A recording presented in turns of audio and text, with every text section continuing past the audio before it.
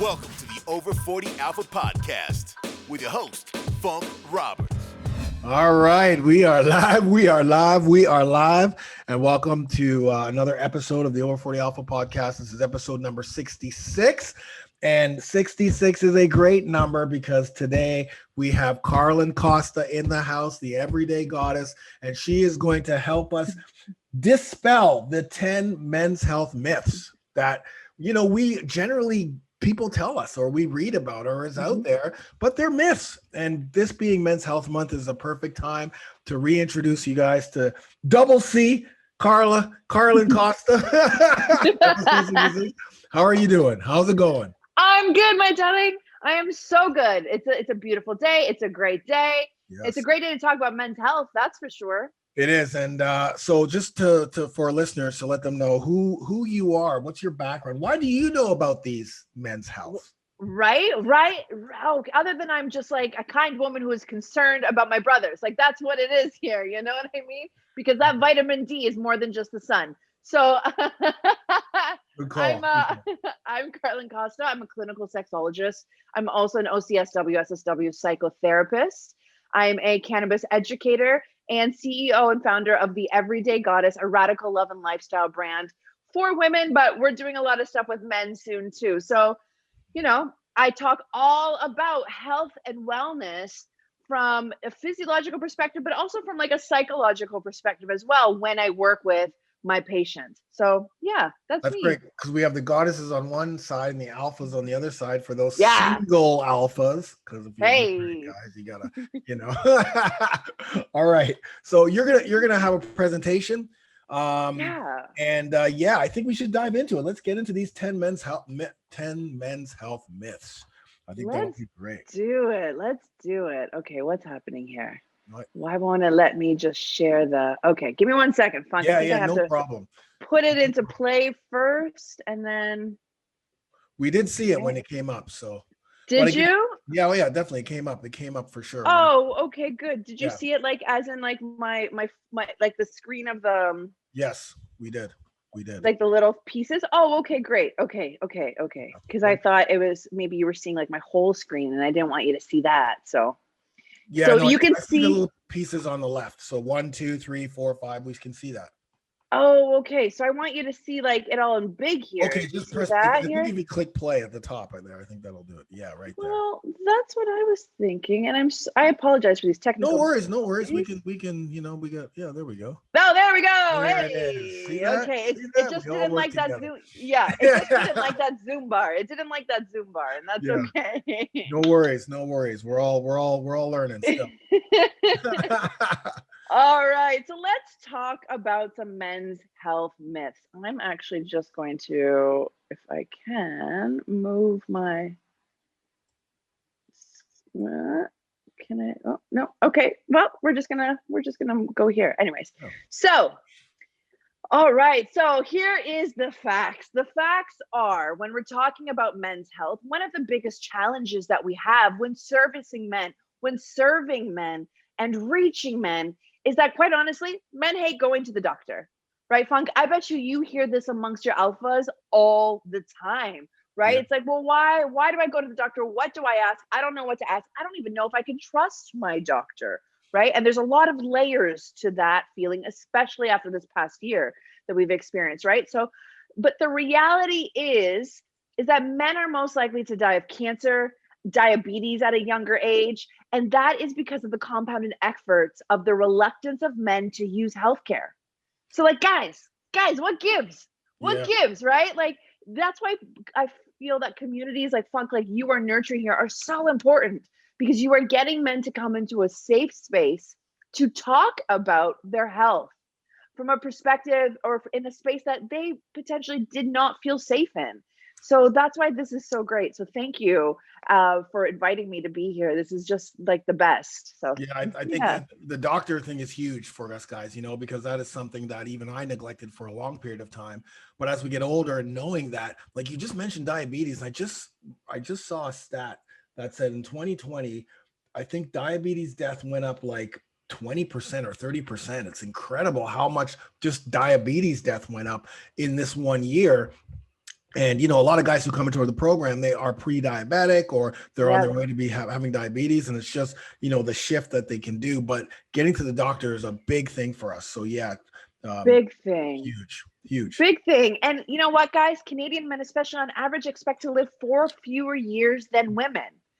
Right? So, like, I want us to be on par. I want us to close that gap, right? Close that health gap. And one of the best ways that you can start, and one of the best signals, I guess, that your body will tell you that, hey, there might be something wrong, is it all starts with your penis. It really does. Hey. 100%. Right? Guys don't want to talk about it, but yeah, for sure. Absolutely. And your penis is your greater barometer, is the greatest barometer of your overall health. And it is like the bellwether. It'll tell you about testosterone levels. It'll tell you about your heart. And it will also tell you about your sex drive, right? That's no brainer. But health factors that impact men at, probably at a higher rate than women. And these are some of the ones that we're going to kind of go through as we debunk some of these myths. Is we're going to talk about poor nutrition habits, which I know you talk a lot about. I learn a lot from you too, right? So it's so great. And we're going to talk about lowering or how men eat lower consumptions of fruits and vegetables. There's like a really big high, like in the meat world industry. You know what I mean? You think like protein has to be this like big meat source, and it really doesn't, right? Men also experience a higher salt intake, also unfortunately have poor anger management skills, have also a higher likelihood of being overweight in the problem areas. Yes. Have also a reluctance, and this is where I really step in, is a reluctance to discuss emotional help and seek help for it, seek support for it, right? I see more women in my therapy practice than I do men, and we got to talk about why that is. For sure, we will. Yeah. Also, men have a higher rates of alcohol use and have higher probability of moving from thought to action, which can sometimes actually be a really good thing. But let's get into the big main reason of what we're really concerned about here, and that's cancer, right? And all of the ways that cancer affects and impacts men. And I know when you and I were met each other, I was doing a lot of work about men's prostate health and getting men to get checked, right? Yeah. Because like we said, your penis, your biggest barometer of health that's going on. And often that's because your prostate is already starting to tell you, hey, ding, ding, ding, there's something going on. Yeah, it's funny you say that because our last coaching call, which was last week, I talked about the prostate. I talked about prostate cancer and just some of the things that you should be looking at. It doesn't have to be prostate cancer. There's definitely other prostate problems and things that you can have, but we got to start looking at that. And what a great month to start doing that. So I'm glad you brought this up as well. Yeah, thank you. Right. And prostate cancer is the most frequently diagnosed type of cancer in men. Right? Over 8,000 men were diagnosed in prostate cancer in 2017. Over 5,000 men were diagnosed with colorectal cancer. Over 5,000 men were diagnosed with lung cancer. Just in 2017 alone. We're looking at over 20,000 men here where this could have potentially been preventative, or at least the impact could have been slowed down or treated better.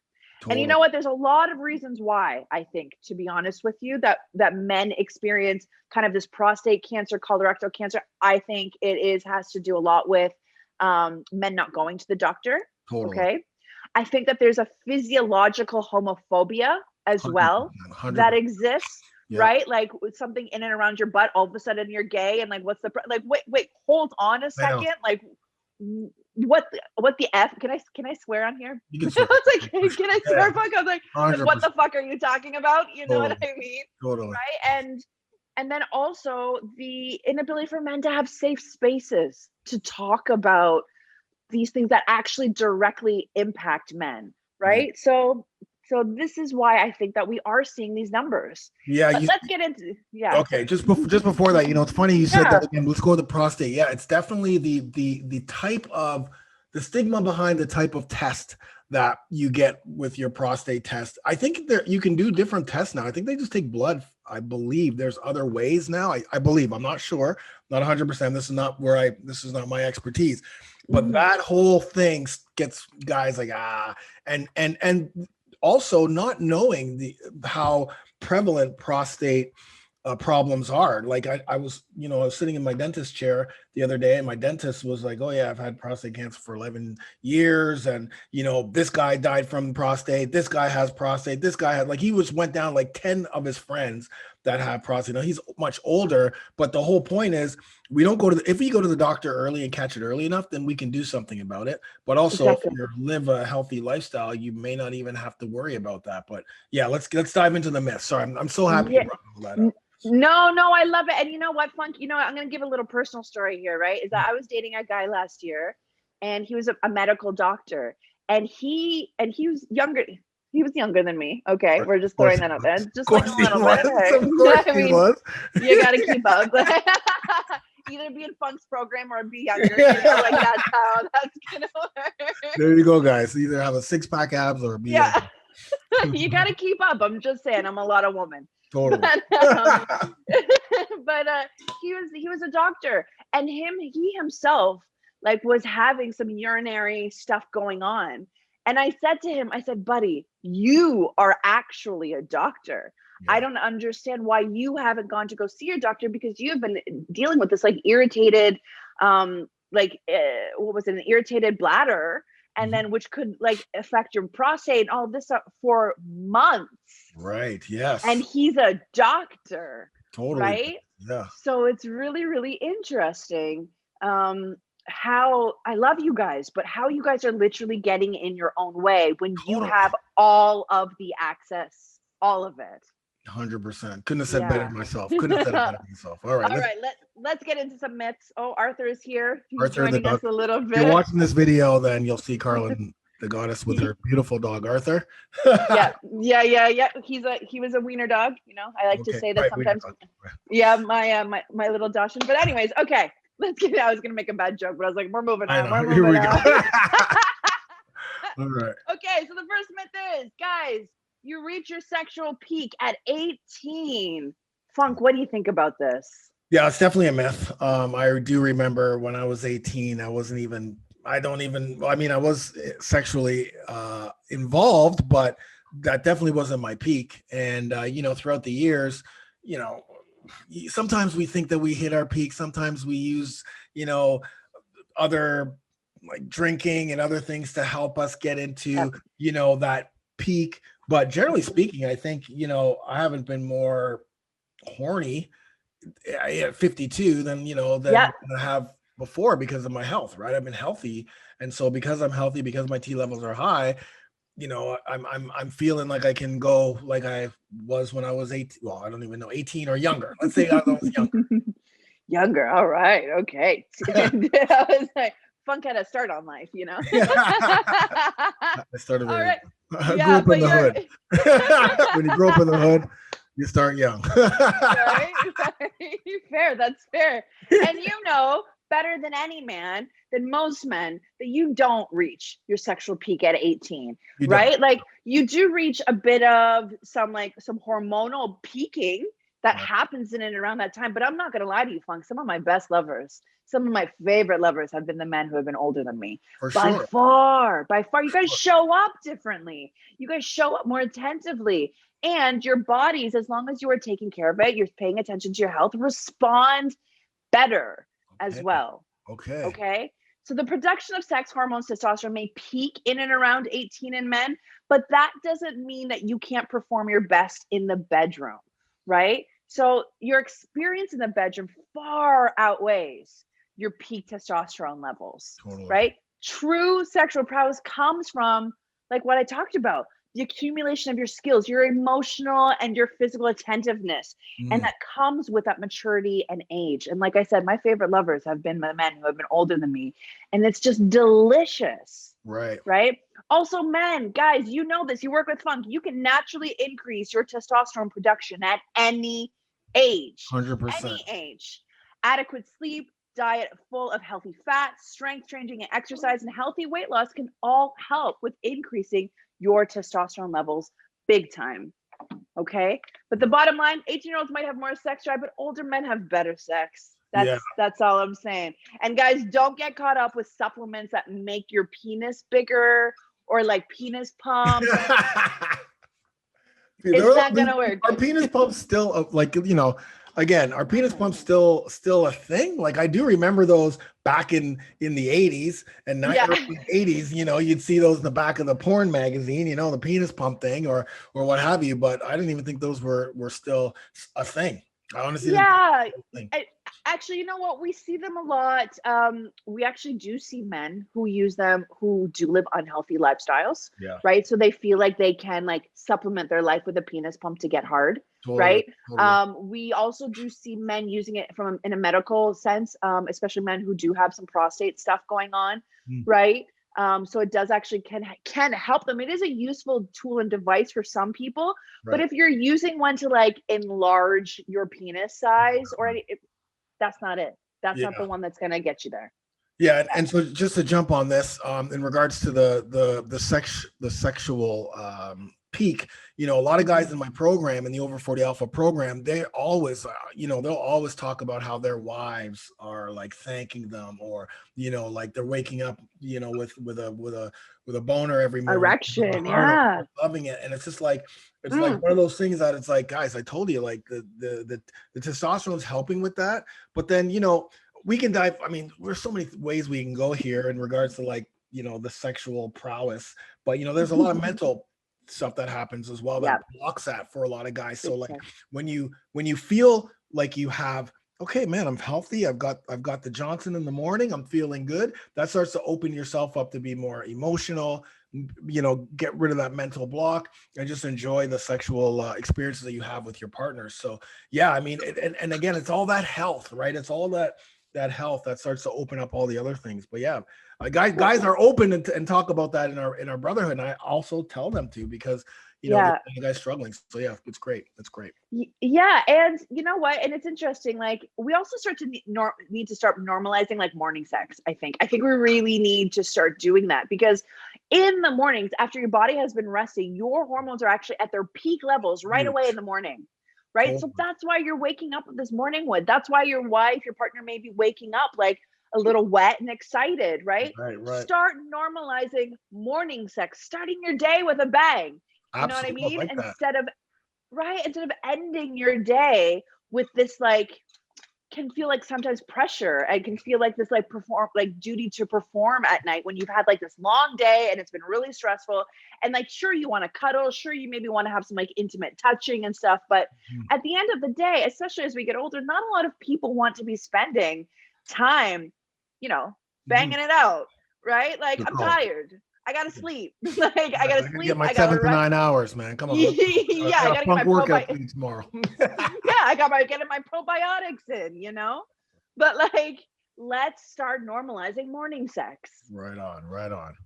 Anyways, all right. Next myth: men in relationships don't need to masturbate. All right, my darling, what do you think about this one? 100% men definitely need to masturbate in a relationship. We gotta keep the Johnson going, man. That's what I think. So I think that is a myth, but you tell me, is that a myth?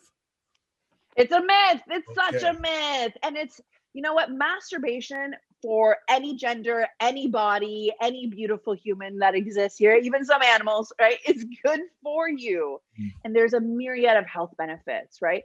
It's so interesting because when we talk about kind of monogamy, when we talk about that sex commitment that we feel like we need to have in relationships, many people, one of the biggest challenges, or one of the biggest psychosocial challenges that I try to get people to move beyond is that your partner's job isn't sex, right? Your partner's role is to support you, to show up with you, to communicate with you, to share in connection with you. Right. But if you are using your partner literally as like a dumping ground for your pleasure, you're doing it wrong. Right. 100%, yes. So this is about, like what you talk about in regards to health and fitness, this is about connecting with yourself in terms of your pleasure, your body awareness, and creating that connection with yourself, because frequent masturbation decreases cortisol levels, which we hate. I mean, like, we hate the cortisol. We love the decreasing, right? Totally, 100%. A great way to increase your dopamine and serotonin, a great way to shift your mindset and relax. Having a stressful day, lock the door, pop one off, and get back to smiling, Like, why not? relieving tension, helping you sleep. I love an orgasm before going to bed. I know Right. we just talked about normalizing sex in the morning, Right, but with your partner. with your partner, but maybe at night for you, it is about spending a little bit of that time, relieving some of that stress, decreasing some of that cortisol levels, and having a little bit of intimacy with yourself or sharing in mutual masturbation with your partner. Right. Right. I talk about having like active sex in the morning when you get all good and get sweaty and like get it in. And then at night, bringing it back down to more of a softer, gentler connection. And whether that's coming together or whether that's like a mutual masturbation kind of situation, it's a really great way to help you sleep, support your immune system, and reduce the risk of prostate cancer. I like Right? it. I like it. They say 21 ejaculations a month will help you significantly reduce your risk of prostate cancer. So There you go. just saying. Now, of course, there's always going to be the, other people in the religious portion that may not agree. And listen, you do what you want to do. Okay. If you don't want to masturbate, don't masturbate. If you do, you do. No one's saying you can and can't. This is we're just giving you some facts of what that does for you. So I'm not going, oh my God, Funk told me I have to do this. Guys, do whatever you want to do. We're just giving you the facts. We're giving you the myths and we're breaking the myths. All right. Right. All right. Let's go. Let's go on to the next one then. And let's come back to this really big one that we already talked about, but we'll touch on it again because it's so important. Yes. And it's the idea that prostate cancer won't affect you. Right. I love you guys. But guys, you guys have this like a little bit of armor on you that like impenetrable, that nothing can hurt you. You're going to be strong and tough and everything forever.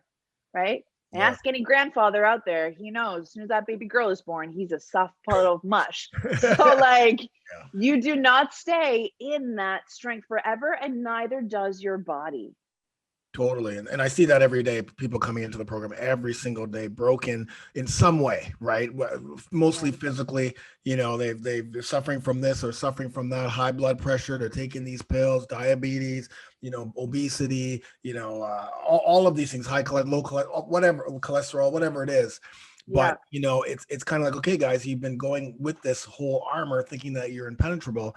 Why don't you think prostate cancer, which is extremely, common in men, specifically our age, won't affect you? Second most common. Right. Yeah. It won't affect you when you have all these other things that affect you. And even for me, like, knowing all of this and reading this, like that's the next call I have with my doctor, which will be Monday, will be, hey man, when am I getting this prostate done? Like, let's go. What do I have to do? Do I have to poop in something? Do I gotta shove something up my butt? I don't know, but let's get this done so that I know what's happening. Let's get it out and let's go. Let's move on. Because one of the things I talk to these guys about is we have to open our arms to our doctor, and we have to go to our doctors, and we have to, just because they say something doesn't mean we always have to agree. There is a bit of pushback that I tell these guys, like if a doctor advocacy, totally. If the doctor goes, okay, you have high cholesterol, the first thing you're gonna say is, okay, well, I have high cholesterol, but I've been following this program where the whole point is to have high cholesterol, good cholesterol. So tell me, is that good cholesterol or is that bad cholesterol, doc? Don't just come back to me and go, hey, Funk, my doctor told me I got high cholesterol. Yeah, you probably do because you're trying to increase your testosterone levels. So, but when it comes to prostate, when it comes to all of these tests, we got to go. We have to get it. You don't have to tell the world that you got it. Just go get it because you need to know. Sorry, I just went off the riff there. But. No, please go off on it. Like, please, like, go off on it. Right? Because men aren't getting checked because they're scared about a little pink in the stink. And it's like, you need to just take a breath like everybody else and get checked. Yes. Because the symptoms of blood in the urine, the need to urinate frequently, the inability to urine, the constant pain in lower back, pelvis, or upper thighs, that already means that you're pretty far gone. Totally. 100%. That's not, these symptoms aren't like, oh, when this started happening, let's get it checked. It's like, no, these are the symptoms that if you've gotten there, you're in trouble. We gotta talk to somebody, right? And it doesn't mean if you have a family history or no family history, it can affect anybody. Right. So go, even if you're getting extremely healthy, go get checked. And it's Men's Health Month, and this is the big prostate cancer month. So let's all get our testosterone levels checked, and we might as well, call the doctor and go, okay, doc, I'm coming in for the P, the big PC, prostate cancer check, PCC, the PCC. I'm coming in for the PCC. Lube me up, Doc. Lube Let's me do up. this. Let's get it done. And let's give you just a little health tip at noticing what color your pee is. I don't know, Funk, I'm sure you talk about this with your guys in terms of hydration levels, but noticing what color your pee is and paying attention is actually important. A pink bowl is a red flag. Blood can be a sign of prostate cancer, bladder, kidney disease. You need to find out where the blood is coming from. And even if through your bowels, right? If you're seeing a little bit of blood, once not to be too concerned about. You may just have a little fissure cut or something. Those happen, right? Especially from like, bowel movements that weren't actually, that pass as easily, right? Sometimes those happen. But if it's a consistent thing, if it looks like alarming, you got to go talk to them, right? So pay attention to your pee for hydration and for anything else that may be going on in your body. Love it. Love it. All right. This is Speaking of cancer, I like this one. So speaking of cancer, here's the myth. Men don't get breast cancer. Well, I didn't realize that men got breast cancer, but men definitely have breasts because a high estrogen level. If you have high estrogen, if you have man boobs, that's because your estrogen levels are super, super high. They're way outweighing your testosterone levels. So we've got to deal with that. But do men get breast cancer? Yes, the truth is men do get men do get breast cancer. Okay. Oh my goodness, why can't I say that? Breast cancer. Oh, I'm having a time today. Men have breast tissue. You guys have a chest, right? And your tissue is pretty similar to like that of prepubescent girls, okay? But approximately 1,500 men in Canada get diagnosed each year, and 400 men each year die from breast cancer. That's huge. That's huge. I had no clue. Even because we've already done this before, and I still had no clue. I didn't even remember. Well, remembering that, right? And that can do with, a lot of different things. Breast cancer, there's a lot of research around breast cancer. It is around a lot with women because, our tissue is a little bit more evolved than men's breast tissue, but that doesn't mean that you are not susceptible. So things like being 60 years or over, having a family history, a maternal family history as well. So if you have like a grandmother or a mother or a sister with breast cancer, you need to be paying attention. Right. You need to look down a lot and go, wait a minute. Lumps. Yeah. The lumps, the bumps, the breast checks, right? Doing that work. Right. Obesity, alcoholism, because we all know alcohol increases your estrogen, right? Thank you for saying that. You're welcome. Yeah. Chronic liver diseases, right? High estrogen levels. And I didn't even talk about cannabis, but cannabis affects your liver, right? If you're eating edibles, right? Different ways of consuming cannabis. So I'm also a cannabis educator. Right. And one of the things I do is talk to men and women, especially, how to integrate cannabis into their lives, but how to do it in a conscious, intentional way. Right. And one of the things that we don't recognize is the different ways that we can consume cannabis, which is so wonderful for so many people, such a powerful medicine. Right. But we have to also be aware that we are supplementing or supporting our bodies to receive that medicine. So edibles, for example, are really hard on our livers. Right. Okay.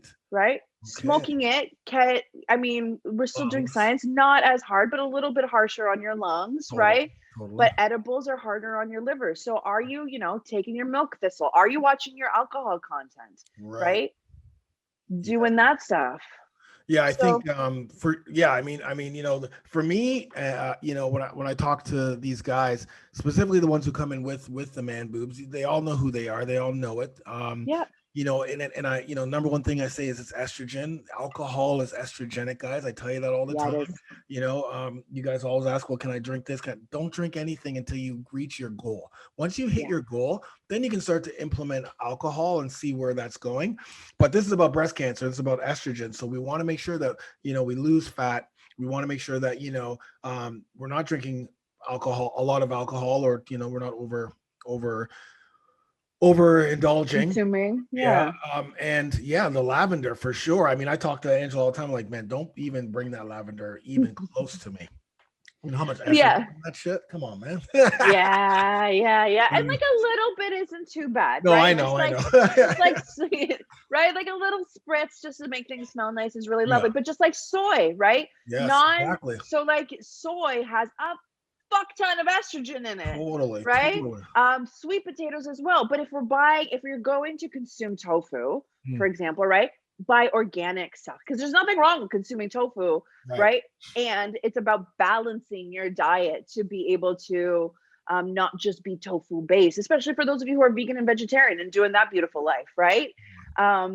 So paying attention to the different estrogenic qualities that you may be absorbing, and looking into, even environmental factors that could be leading to that. So paying attention. Sure. And what are some of the reality checks? I see that you have some reality checks here.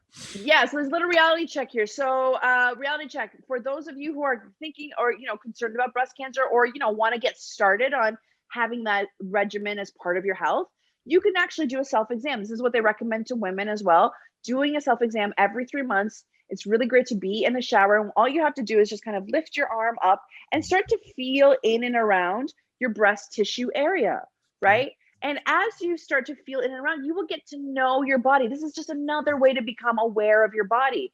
If you feel under the nipple, across the chest, using the tips of your fingers and feeling any lumps that may feel small, hard, like a knot or like a pea size, right? Noticing any discharge or bleeding from your nipples or any type of itchy nipple rash, consult your doctor immediately if you're feeling any of those things. Right. Okay. So guys, the bottom line is let's decrease that estrogen, right? You guys may be thinking that, some of the things that you're doing are fine, but they're actually increasing your estrogen levels, which are blocking and killing your T levels. So let's go, guys. Let's go. So let's get into a little health tip, just a health tip then. Here are some great ways to be looking at this. So loading up on antioxidant foods. Antioxidants include vitamins such as C, E, and phytochemicals from plants, right? Superfoods can help reverse cell damage and prevent breast cancer, okay? Eating berries for breakfast, for example, packed full of antioxidants, anti-inflammatory properties, right? We also have to watch our sugars. Our sugars really affect this. And one thing I learned yesterday, Funk, and I don't know, I was talking to a dietitian yesterday because I was like, I just want to get checked myself. Like, I eat clean, I eat really healthy, I'm on top of my diet. And I was like, I'm still going to talk to somebody, right? I'm getting older. I'm going to be 38 this year. I'm like, okay. You look good. You look great. Thank you, babe. Thank you. I did. I thought you were way younger than that. Oh, okay. Well, then, yay. But one of the things that I'm becoming concerned about is my sugar, right? As I'm getting older, for me, I just keep hearing this like sugar message, like pay attention to sugars, pay attention to your sugars. And I every morning start my day with a smoothie. So I start my day with a protein smoothie with a banana, a little bit of nut butter, some coconut milk, right? And then some strawberries because I like that flavor, right? It sounds really good. What I learned yesterday is that for me to start my day with that banana and not working out is actually a really big way to have that banana turn right into sugar into my body. Right. Yes. So now I have to look at my smoothie content and be like, okay, either I'm going to keep drinking these smoothies in the morning and then working out right after, or moving my body a little bit after, or I'm going to have the smoothie minus the banana and now start having the banana after my workout so that the conversion to sugar isn't as quick. Exactly. Your body's primed after a workout to digest all of that glycogen and the sugars. And so it's not as bad afterwards, for sure. Yeah. All right. Next myth. Only old guys have penis problems. Well, I know that is definitely a myth because the testosterone levels of men all around are the lowest they've been in modern day history. So 25-year-olds have testosterone levels as low as 90-year-olds. And then some because of the lifestyle. So I'm not surprised if not only old guys have penis problems. Yeah, and that's true, right? Only old guys have penis problems. That's a myth. That is a full-on myth. And because of things like testosterone, but also myself as a psychotherapist, I'm seeing younger men come into my practice because of the disconnection from their emotions, their emotional self, right? the greater awareness of kind of their identity in relationship to themselves, to other men, and to women, right? If that's who they're attracted to, right? I have men as young as 20, 21, 23. I had a couple men just this past year with erectile dysfunction already. Yeah. And that can do with testosterone, that can do with poor emotional health, that can also do with, and I'm going to talk to you about this right now, is how you masturbate. Okay, or not. or not. I know what you're gonna say. What you're looking at when you're masturbating.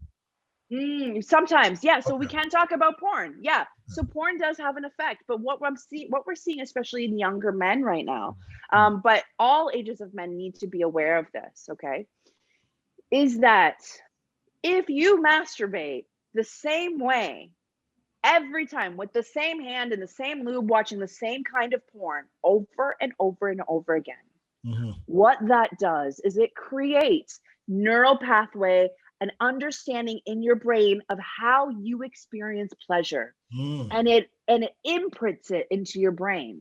Right. So I'm seeing it a lot in younger men, especially, and I'm starting to see it in men who have been divorced recently, out of relationships, right? Who are masturbating, super healthy. But guys, you got to mix it up. You got to mix up how you're masturbating, what you're using, and what you're watching. Sometimes watch some porn, which is totally fine if you're watching some like good, healthy stuff, you know what I mean? Or whatever tickles your fancy. No, I'm not going to yuck your yum. And I'm not going to do it. I'm going to hold space for you and your beautiful kinks. And making sure that you're switching it up. So using lube, using fantasy, sometimes using your own mind, maybe reading some erotica, right? Having sex with other people sometimes, right? You got to switch up your pleasure map, because the problem is this: if you masturbate the same way every single time, and then you get in front of a beautiful human, right, that you will not, or you will find it challenging to respond to that beautiful human, because you have imprinted your body to respond to pleasure only in this siloed way. Right. Which makes 100% sense, because when I was 39, so probably 38, I'm going to remember exactly 39. My girlfriend at the time left me because I couldn't pleasure her in the bedroom, because I just wasn't, she was amazing, beautiful, incredible, but I just couldn't get it up. I just couldn't get it up. I didn't feel like I wanted to have sex, and that's all she wanted. Was like, hey man, like, come on, man, like, look at me, right? And so she literally left me because of that reason. And that kind of like set me down a spiral where I started to, go to strip joints and to use drugs and party and try to mask my manhood by using all of these outside tools, these drugs, this porn, everything, and trying to find my way into a relationship or just more to myself. And I just continue to go worse and worse, right? Because now you're an addict, right? You're addicted to hard drugs. You're addicted to going to porn, to strip joints, and it was brutal, and still not being able to satisfy the fact that there was a lot of things happening. Testosterone was the biggest thing, and then once I realized that, once the testosterone thing came into play, and I was really focused on, just all my focus for 6 months was how to naturally increase my T levels. Next thing 6 months later, they're increased. I had a new relationship with my sexual self. Like, sexually, I had a new relationship, because I stopped watching porn. I stopped, doing all that stuff, and just kind of let it naturally come back to me.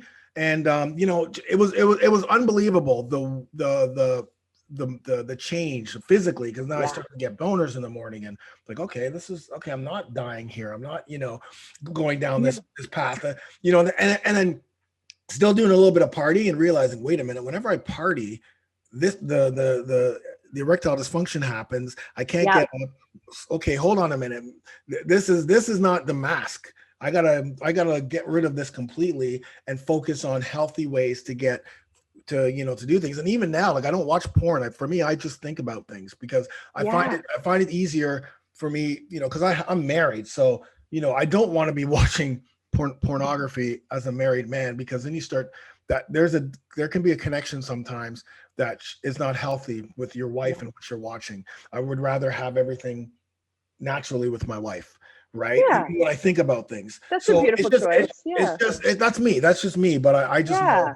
that I know exactly this whole thing, specifically when I was in my, and I'm sure it happened before I was 39. I'm sure that whole process started to happen before, because I partied quite a bit, but I went over, like I went right into the stratosphere for the 38 and 39. I was in a whole different stratosphere. Right. Yeah. You lived your life, love. You lived your life, right? Yes. And if you didn't live it, you wouldn't be here now like this, right? Yeah, totally. So, and you know, we talk about, you said something really interesting, like when you partied, you know, you wouldn't be able to maintain an erection, right? Which is really interesting. But then we talk about whiskey dick. But what did we just talk about 2 slides ago? Alcohol. Totally.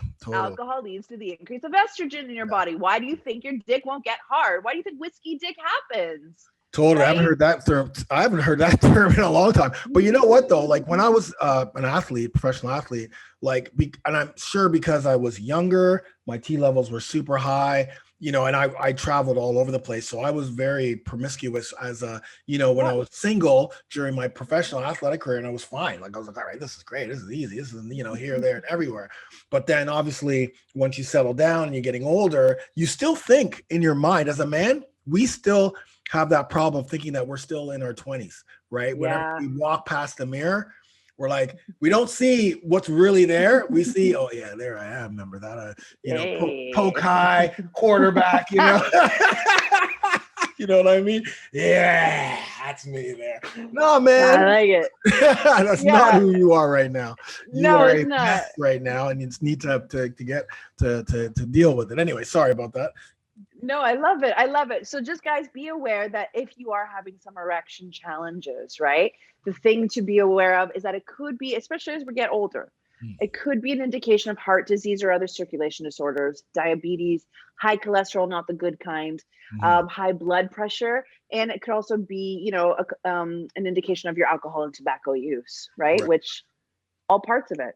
All totally parts of it. And let's get into just a little quick health tip. Yes. Experiencing erectile dysfunction in the bedroom more than twice a month may mean your heart's not into it. Ooh. So an Austrian study actually found that the risk of developing heart disease within 10 years was higher in men with moderate or severe erectile dysfunction than with men without. Okay. So it's not just we got to be paying attention to that. Hard. Yeah.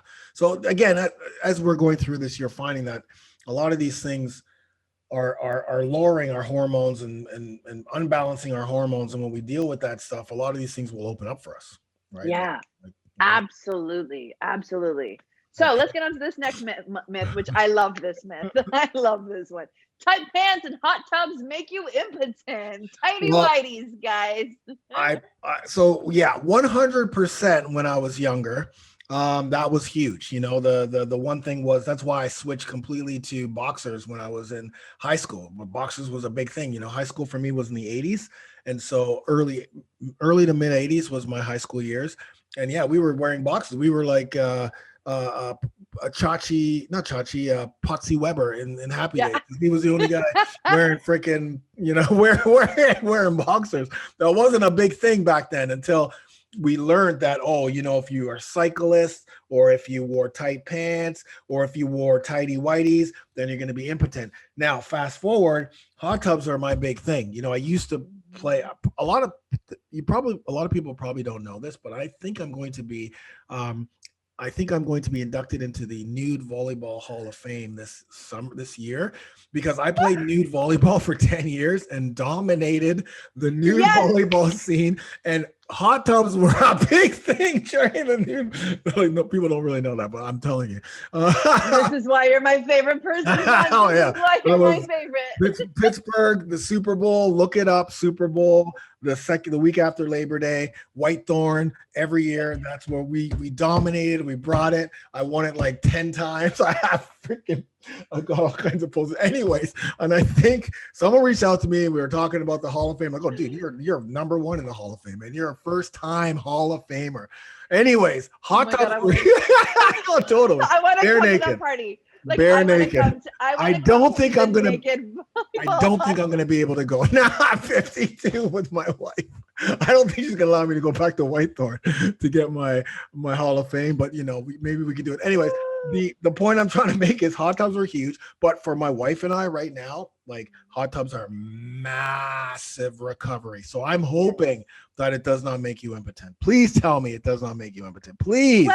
Well, okay. So there's a difference. First, I think we need to like look at impotency versus like your ability to maintain an erection, right? So when we're talking about impotency, we're really actually talking about fertility, Okay. right? So Right. I don't think you're trying to make any babies right now. You we're know done. what I mean? We're done. So We're like done. hot tub your sweet little face off, like Guys. get in there, right? The evidence about wearing tighty whities and affecting sperm count, to be honest with you, is inconsistent. Okay. There has been no major study, reliable study, that has found a relationship between the type of underwear you wear and sperm count. Okay. So this mostly affects men who are looking to be more fertile, right? Less about looking at like your ability to maintain erections. That absolutely has nothing to anything to do with your ability to maintain an erection. So get in the hot tubs, wear the tighty whities, bike. But if you are looking at fertility, Right. then this may be something that you might want to be looking at, right? Like especially like things like resting your laptop right on your I heard lap. about that. Yes, I stopped doing that many years ago when that first came out, and I had to put one of those laptop, whatever trays or something on it. Yeah.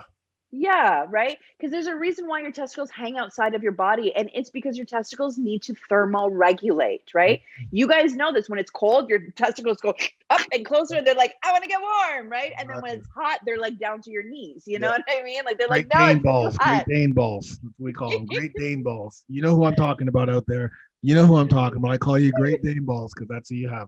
Back to the nude volleyball, of course. Keep going. I love this. I was like, I want to meet Great Dane Ball now. Totally like, right? So this is literally just about thermoregulation and just understanding that if fertility is your concern, then maybe you might want to step back from some of these things. Maybe bike riding may or may not lead. The science is just inconsistent. So I can't tell you one way or the other, but I do think if you're in hot tubs for recovery and your dick is still working just fine, then you're going to be just fine. Yeah, and I know some guys are going to ask me about saunas because they're going to go, "What about a sauna?" I can't, because we do have guys in our program that just had kids, like they're 40 and they just had a kid, or they're in their late 30s or in their 40s, and they're still procreating, which is incredible. That's the whole point for me with these guys. It's like, guys, we're here to protect, provide, and procreate. So the more you can procreate, the better it is, specifically if you're healthy. And so for those who are, they're going to ask me, what about the sauna, Funk? And I guess, what about the sauna? Or should we just look to our doctor to see what we should do? I would look to your doctor, right? If fertility is a concern, then you're going to be doing things like getting your sperm counted. You're going to be looking at the mobility of your sperm and all of that stuff anyways. Right. If you are having some mobility issues, then maybe the sauna and the hot tub are places for you to stay away from. As well, here's we can see with just this health tip. Here, right? And we're talking about standing, sitting supine, legs crossed naked, or riding a bicycle. Do any of them actually matter? And none of them really matter. The science is discordant, right? We are seeing that some perineal compression, so your perineum, right? The gooch, right? That little piece of skin right in between your penis and your anus, or your testicles and your anus, mind you, right? Where you can actually apply some pressure to stimulate your prostate, which feels really good in the bedroom, guys. I'm just saying. Maybe that's how you get a little bit more comfortable, guys. Get your wife to play around. Massage. Then you get a little bit more comfortable going to the doctor and going, "Hey, man, just give me that prostate cancer." Just doing my work. Yeah, you can. My wife's giving me my wife's introduced me to the area. I'm a little more comfortable. Go get me the PCC. Yeah, absolutely, right. And you can massage your prostate actually from the outside just by having you or your partner massaging your perineum area, so your gooch with like your thumb, the patting of your thumb, applying a little bit of pressure, moving it in a circular motion. And while she's giving you like a blowjob or a hand job, or entertaining your beautiful genital area, applying a little bit of that pressure will actually massage your prostate externally, which will actually help you have a bigger and more delicious, juicy orgasm. So wow, juicy. There's a little health tip for you. Yeah. Right. Okay. So, is a vasectomy bad for my long-term health? I get asked this question a lot, so really? Okay. I needed to throw it in here. I think I know a couple of guys, right, have had a vasectomy, maybe even had them reversed. I know someone who had one and had a reverse and then had kids. Yeah, I know a couple guys like that. Okay, yeah. I'm almost positive that happened. Yeah, that did happen. Yeah. But one of the myths is, at least one of the myths used to be, if I got a vasectomy, it's gonna be bad for my long-term health. Where's my sperm gonna go? Right? Where's my juices gonna go if you cut it off? Right? Like, well, you don't cut it off, but like sever the connection, right? Well, the myth is, it's actually a myth, right? The myth is that a vasectomy will make you more vulnerable to disease, right? Some dudes think that getting your sperm tube snipped will help you develop other horrible ailments, but it's not true. Okay. It's not true at all. Men have the same ticking biological clock as women, but men in their 40s and older are more likely just in general to have fertility challenges in comparison to younger men. That's just part of life. Yeah, totally. Yeah, and when you think about, where does my ejaculate go though, right? But if I have a vasectomy, where does my ejaculate go? It just gets absorbed. Your body just absorbs it back up, eats it all back up, and spits it back out through your bowels or through your urine, right? It just sucks it up and puts it out. Actually, there's been a really great study because a lot of people, in terms of fertility and conception and contraception especially, right? The brunt of that has been on women. We have to take pills. We often get our tubes tied at pregnant, like after we've given birth, all of that stuff. You guys wear a condom and call it a day. You know what I mean? Right. So they're looking at different things like contraceptive pills for men. They actually did put one out, to be honest with you, which had some preliminary success. They're looking at things instead of like full vasectomies where they're like cutting or severing any like your seminal vesicles in your testicles. What they're actually doing is instead injecting and blocking, which instead of doing that. So there's many different methods that people are looking at now in terms of contraception. But a vasectomy is not going to be bad for your long-term health. Which is great. I don't know much about the vasectomy thing, so I'm learning, but yes. Okay. Yeah. And I dated a guy with a vasectomy and his penis was just fine. So no worries, guys. All right. Just letting you know, but sorry, go ahead. No, this is good. Yeah, the health tip here. We got another health tip. Like another little health tip. So beets contain nitrates that aid in the dilation of blood vessels, which is good for your sexual health. So I love this recipe. Right. I love some raw beets with some ginger, some lemon juice, and like just taking like a nice little shot of it, maybe throwing a little turmeric in it right away in the morning, right? Mix it all up. And I love that as like a really nice shot in the morning. Okay. And you say, sorry to interrupt. You say use a blender, not a juicer, which is huge. And of course, guys, beets are amazing for testosterone as well. It supports that testosterone. So keep going. Sorry. Yeah, no, I love that. Yeah.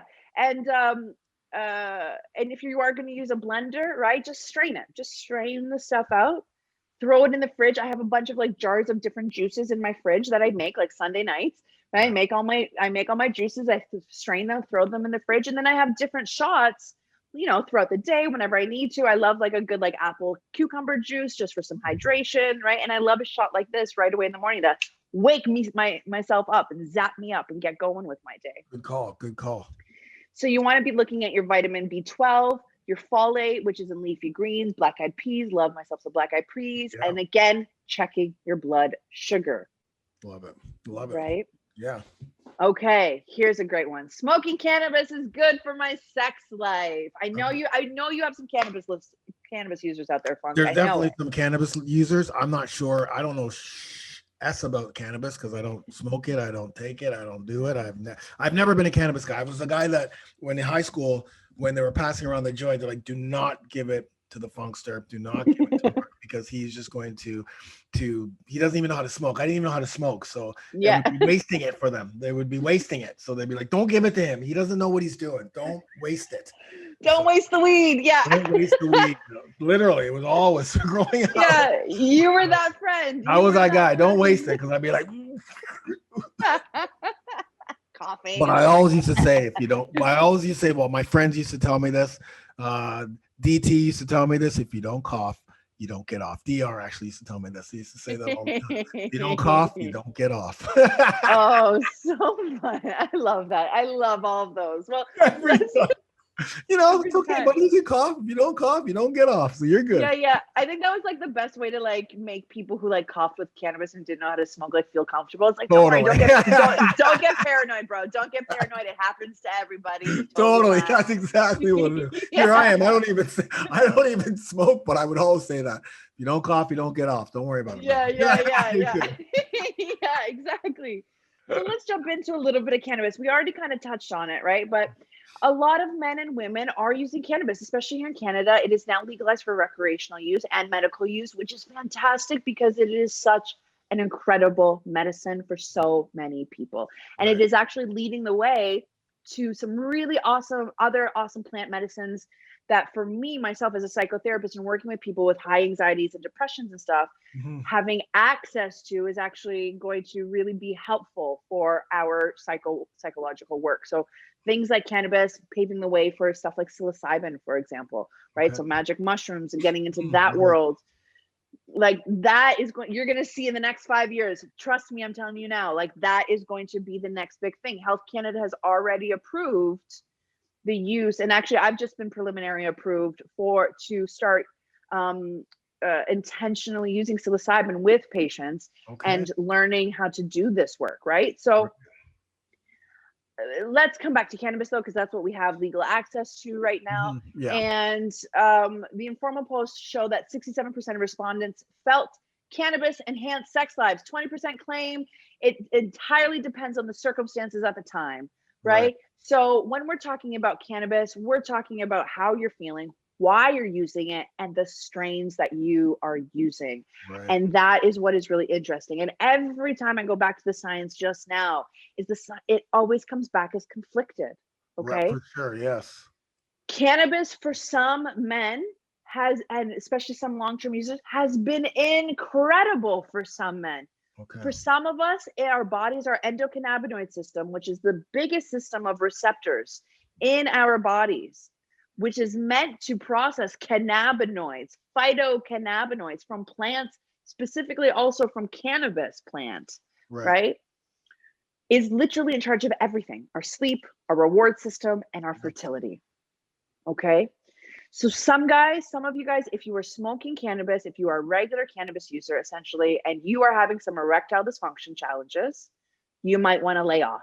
Okay. That's just kind of like the general rule right now, as we're trying to learn more about how and why it's affecting men. But if you were smoking cannabis and you're maintaining an erection, you're feeling good, many couples are using it as a great way to kind of get out of their heads, to get back into their bodies, to become in that present moment with their partners, and to really nurture some connection on a beautiful level with one another. Right.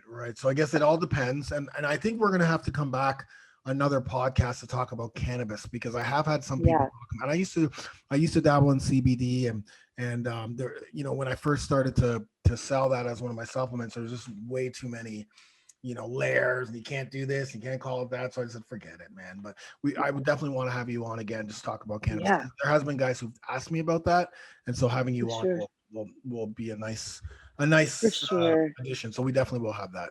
For sure. And again, guys, if you guys are the guys that are looking at fertility, if that's one of your things, you want to lay off the cannabis. We're just seeing right now that you're 20% lower on average of producing sperm counts than if you are consuming cannabis. But if you're, if you're not looking for that, live your best life.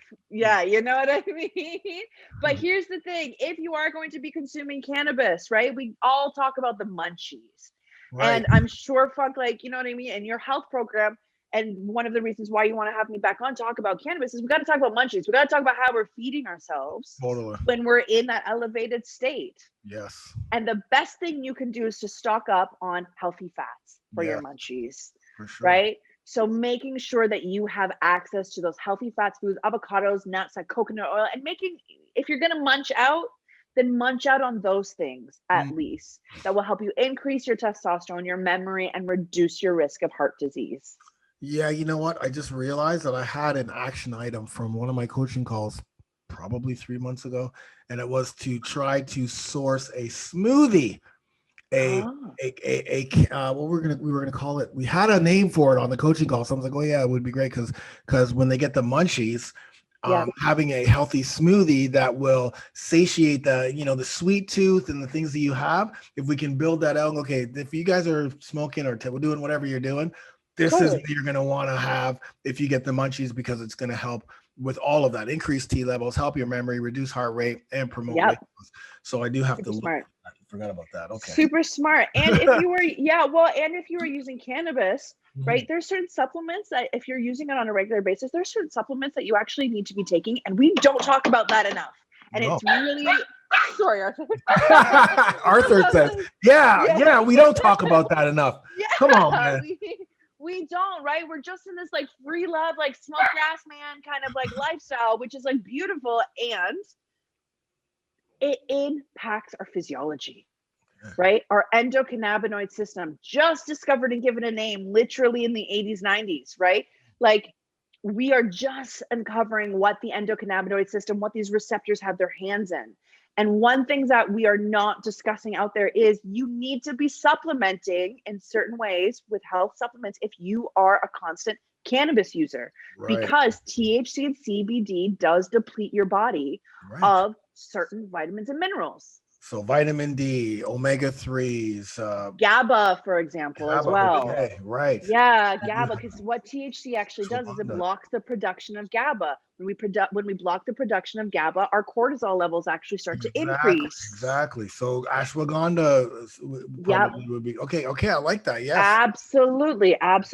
So that's the good stuff. All right, here's another great myth. I love. It's your mom's fault you're bald. I don't even know. I can't even. It's my fault I'm bald, because guess what? I shaved my head. First, my best friend shaved his head when he was 14, and then I shaved it the very next day, and we were the bald heads since 1985. So I've had this shaved since 1985. And it's now 2000, and I've had some stints of a little bit of dreads, mini dreads here. But man, the whole I missed the Jerry curls, I missed the wave, I missed the high top, I missed all of those cuts, man. I miss the fade, I miss all that stuff. I've been, and I'm happy that I did. Now, if I tried to grow my hair now, it would be a half fro. It wouldn't be an afro. It would be back here. It would be back. So I'm good. I'd be George Jefferson if I tried to grow hair. Yeah. It's a good look though. Bald men are sexy, fun. Sure, bald men, as a woman, I am telling you now, guys, bald men are sexy. But the reason why you're bald isn't because of your mom. Male pattern baldness is actually hereditary from both sides of your family. It's just in your genes. It's in your genetics, okay? It affects so many men and women, okay? But factors like certain medications, diseases, poor nutrition, thyroid stuff, right? Like that can all affect your baldness. And as my dad used to yell at me when I was a kid, don't wear a hat, it'll make you bald. I'm like, yeah, but the sun will cause me skin cancer, Dad. So I don't know which one you want me. Wear the big hat, the huge hat. Just a big brim. I played professional beach volleyball, and I actually ran the beach volleyball tour after I retired here in Canada, the SoPro tour. And there was one girl who used to always wear this big, massive hat, and she would always say to me, she's like, listen, all these people here are out here in the sun, but I'm going to protect myself. Look at you're going to see me when I'm 40, 45, 50, you're going to see my skin. And lo and behold, when I look at her now, it's like, gosh, she was so right, man. She looks so much younger. Sandra Florio, this is a shout out to you. Because I see you on Facebook, you look incredible. I'm like, she knew that from way back then, man. 20 years ago, she was wearing the big big Yeah. huge hat while everyone else was kind of, soaking in the sun or wearing this one. She'd walk around this big ass Yeah. grandmother hat. I'm like, what are you doing? You're a beautiful young girl with this big Yes. ass hat. She's like, the sun, man, the sun. Yeah. Wait, I'm protecting my beauty. totally. I'm protecting my beauty. Totally. So big up to Sandra Florio. Big up. Yeah, right. So like guys, pay attention. Don't worry about your baldness. It's sexy, embrace it. Like just jump into it, but just don't grow the weird ponytails at the bottom of your Don't do that. I love you guys. This is a dating tip for you. Okay. I love all y'all, but if you are bald, then be bald. Let it go. Let it be bald and stay away from the little ponytails, guys. It's not. It was cute when Steven Seagal was hot. You know what I mean? In like the 80s. He was never even hot. But anyway, and even then. So another just little health tip is just check your vitamins, right? Looking at your biotin. If you are concerned about your hair, right? Looking at your biotin, B complex, vitamins A, C's, flax seeds, fish oils, omegas, that zinc, selenium, folic acid, right? I also love using like black seed oil on my skin, for example, or putting black seed oil in my hair. I find that black seed oil actually really helps with a little bit with some hair growth, or at least nurturing the hair follicles a little bit better, right? So, if you're concerned about your hair, then take care of it, right? Use beard oils, guys, right? Wash your stuff, comb things out, like have a hygiene regimen, please. Absolutely. That's my next force of nature for these guys, is to get them looking good. Now that they physically look good, now it's about dressing good and changing the way they dress and feel, and just sharpening that up for sure. Thank God it's for you. You know why, Funk? Because I'm going to be honest with you. As a single woman in 2021 who has decided she's going to give the dating apps a good old try again, because it's COVID and pandemic and it's hard to meet people until everyone is vaxxed and waxed and ready for hot girl summer, So I've jumped on the dating apps, and I'm going to tell you right now, if I see one more profile with a dead fish or a dead animal or a big truck, I'm going to personally message these guys, and I'm going to tell you guys, listen, you're on the wrong app. You're trying to attract the wrong sex. You are attracting guy friends. You are not attracting female friends. Okay. Well, is that another podcast? Maybe we gotta have another one for dating podcast now. Yeah, exactly. And then we've got this wonderful tip here: sleeping in on weekends helps you catch up. What do you think about that? 100% no. I mean, our biggest thing is sleep is one of the pillars of our program. Trying to get 7 to 9 hours sleep on a daily basis, because we know sleep not only decreases cortisol, not only helps with weight loss, but of course, testosterone. The quality of sleep, is going to help with our testosterone, which is produced in the morning. So it's only makes sense. Plus, if we're building muscle, that's muscle growth, muscle repair, muscle restoration happens while we're sleeping. So sleep has to be something we focus on every single day as much as we can. We're not always going to get 7 to 9 hours. All depends on what's going in our lives, but it's not, I'll catch up on the weekend, because on the weekend is when you should be out and about with your families, with your friends, getting healthy. It's not when you should be sleeping all day long. We're not 15-year-old. Like when my son was 14, 13, 12, he slept all day on the weekends. That's because that's what they do. And his body is growing, right? His body is growing, and he needs the rest because his bones are growing, his muscles are growing, right? Totally. When we're at this age, Funk, just get your 7 to 9, right? Just pay attention, be aware of your circadian rhythm, be responsible for your sleep. The biggest precursor to bad health is poor sleep. 100%. Every health person will agree with that. Yeah, so, we just had a sleep expert on the last podcast. So if you're listening to this podcast and you want more sleep advice, go to episode 65 and talk to Molly McLaughlin, or listen to Molly, because she'll tell you about sleeping as a skill. All right, sorry. Absolutely. And I'm sure sleeping, I love that, sleeping as a skill, right? And I'm sure she talked about obstructive sleep apnea. Sleep apnea can actually decrease your testosterone. I'm sure she talked about that, which can affect your erections overall. Right. So this is just a good reminder to you guys, right? That it's some of you guys who aren't getting your sleep apnea checked, who aren't getting your breathing and all that kind of stuff checked. That's affecting your testosterone, guys. It's Right. also affecting and depriving your brain of restorative REM sleep. And for those of you who are taking supplements, taking your fish oils, right, to help you sleep at night, taking your magnesiums, also taking your probiotics at night is actually the most effective time Okay, I've been taking for them you in to the be doing morning that. for me. I've been taking them more, but I don't have problems sleeping, but I just take it in the morning just to Yeah. help for the rest of the day. But yeah, I mean, taking it at night, sure. Like, you'll Yeah. find what works for you. So if you're having sleep Yeah. problems, that's good. The probiotics at night. Okay, I like that. Probiotics at night, because they help, because then when you're in that rest state and you're in that rest and digest state, the probiotics, what they then have time to do is actually get into your gut as you are resting and Right. do the work that they need so that when you wake up in the morning, you expel everything that no longer I like it. belongs I to like you. it. All right. All right. Yeah, which is really, really great. And then also for you guys who are cannabis users, right? A lot of guys, especially those of you guys who are working out, who are in Funk's program and doing, I've done your workouts, Funk. I get it. I've done them, right? They're They're good. so wonderful. And for those of you who are taking CBD and you're taking CBD and saying, I need to take CBD to sleep, I'm going to tell you right now, you're doing it wrong. Okay. Okay. And here's why. CBD will help you remove the pain so that you can sleep, right? Will help reduce some inflammation to help you sleep. But what brings you to that REM sleep is actually the THC. So if you are looking or using cannabis to help you sleep, then you need to be using it properly. And Right. that means that for most people, if you aren't having a ton of pain in your body, but you are having some trouble sleeping, then you want to be looking actually at like a hybrid strain or consumption with a little bit of CBD and a little bit of THC Okay. to not only get you to fall asleep, but then to keep you there. Okay. I got you. Sounds good. That's how that works. And then I got to talk about this. Only women get the blues. So Well, speaking of, only women get depression. no, that's 100% a myth. I'm looking. I see it all the time. What I see in my program is not.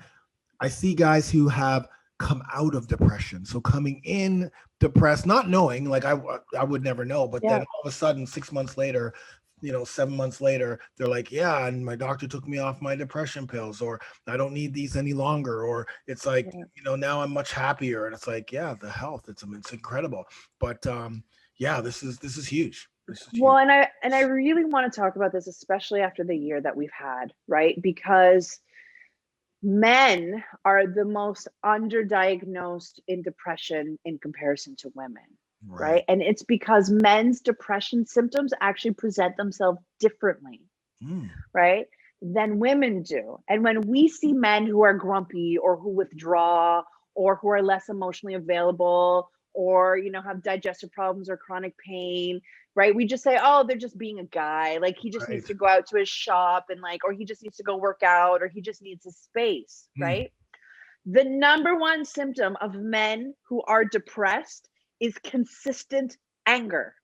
Anger is actually the number one way that depression shows up symptomatically in men. I see and that. now what I'm actually starting to see, especially after this year, is a lot of women who are doing a lot of work and who are around their pet and around their partners. I'm starting to see an increase in in women exhibiting the same anger. And we don't talk enough about how anger is actually a symptom of depression and can be a symptom of depression. Totally. My wife was going down that road and just angry at just because of the field of work that she does, and then of course what she sees on social media, and then what's going on with COVID, and then what all even though we're in Canada, you hear about the right, you hear about the left here, but all these people, even her friends, some friends are on one side, other friends, so it all comes, it's all like, and then it's just that constant anger, and finally, we discussed like, okay, no more news, no more social media, only for your whatever you like to watch, but getting out in nature now. Like she's on a walk right now with her sister, and it's just literally just released everything. Right? We talked about it, and it just released everything. It's just kind of like, all right, I realize that I'm getting angry at things I have no control over, and that means I'm getting depressed. So yeah, that's very, very, very true. Very true. Right. And the grumpy old man cartoon caricature that we like kind of adore and like we play up in movies and stuff, right? That's It's sweet, but it's man. That's the depressed old man. That's a exactly. depressed old man. That's exactly what that is. Exactly. Yeah, for sure. So just a health tip, guys. 1/3 of men who take SSRIs have a challenge of experiencing orgasm. So if we don't talk about our depression before we get to a place where we need to be medicated for it, right? This may lead to other things that you are then going to have to learn how to incorporate in your life, which is things like having a challenge with experiencing erection or orgasm, right? When we are on SSRIs, it just happens to be part of it. So what are SSRIs again? Serotonin reuptake inhibitors. So they're the medication that people who are have depression, for example, will take. Okay. Yeah. So, and that can actually affect your sex drive and your libido and all of that stuff. Right. So talking to someone before we get to that point.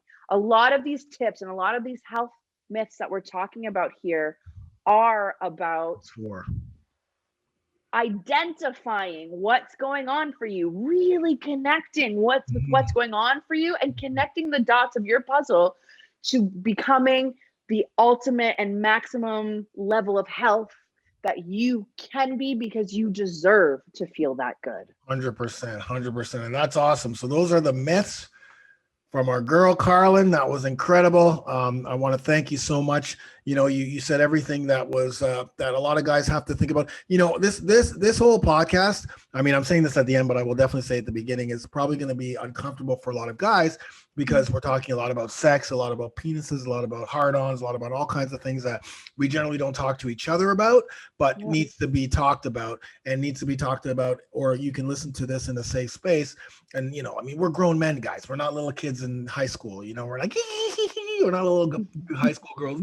She said penis. It's things that we need to identify with. There's things that we need to, one of the things I try to get you guys to do is to really identify yourself, really learn about yourself. You're learning about how you feel after workouts, when you're eating food, sleeping, the connection with your family, with your kids, with your significant other, etc.